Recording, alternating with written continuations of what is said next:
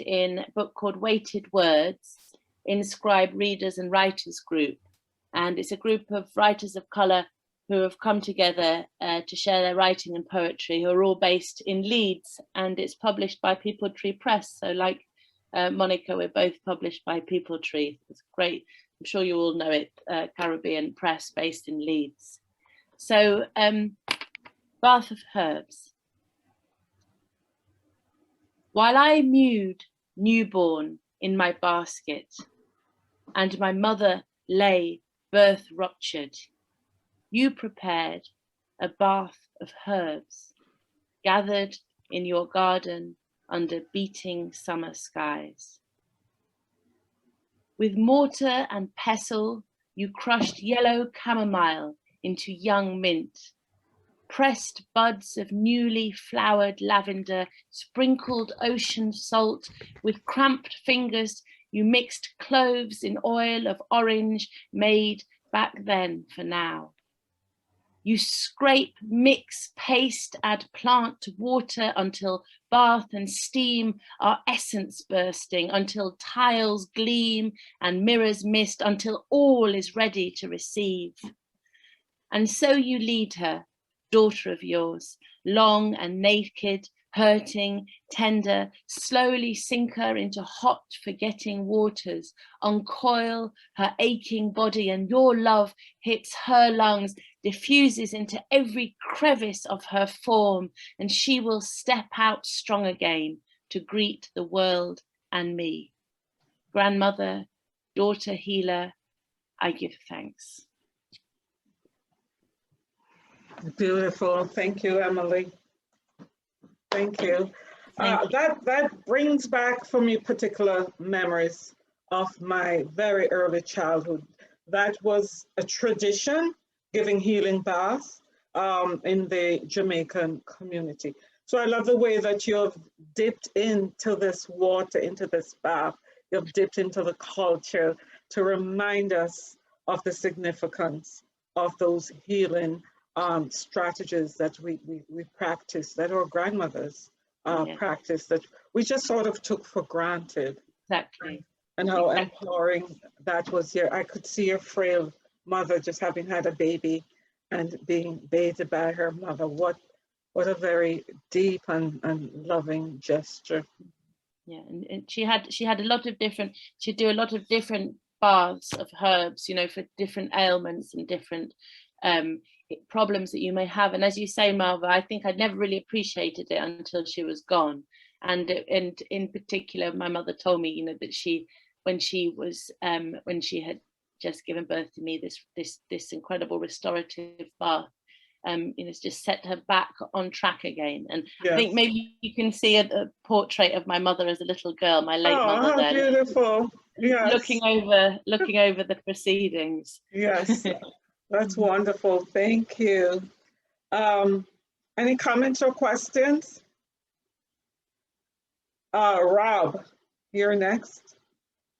Rob? Yo. Yeah, how am I to follow that? It was absolutely beautiful, Emily. Thank you so much for sharing. This one's called Empty-Handed. I still remember the feel of her skin against mine, the way her hands seemed to fit into mine, and the way that her hands felt so soft. Or was it mine that fit into hers? I'm not so sure. Her hands were soft because of the years that she had used that lotion. The lotion that she joked could make her live longer. How I wish that it made her live longer. How I wish that I could still feel my grandmother's hands in mine. She left us physically just a little while back, and here I am empty-handed. And I have so much still to learn. Like how when she found trouble, she would dig her hands into the soil just beneath her garden. And by doing this, the old ones had talked to her. They let her know that everything was going to be okay. They'd let her know that the world, no matter how crazy it seemed, would somehow find balance, that she would be okay. Or how I wish that I could place my hands into the hands of my grandmother. But instead I sit on the earth, digging my fingers into the dirt, waiting for the old people to be unearthed, to give birth to a hope that everything will find balance and that everything will be okay. But I sit on this dirt empty-handed, yet at the same time they are full. They're full of her story, full of her recipes, full of the love that she had gifted us with every single meal and memory that she shared, full of the soil that we ourselves were born from.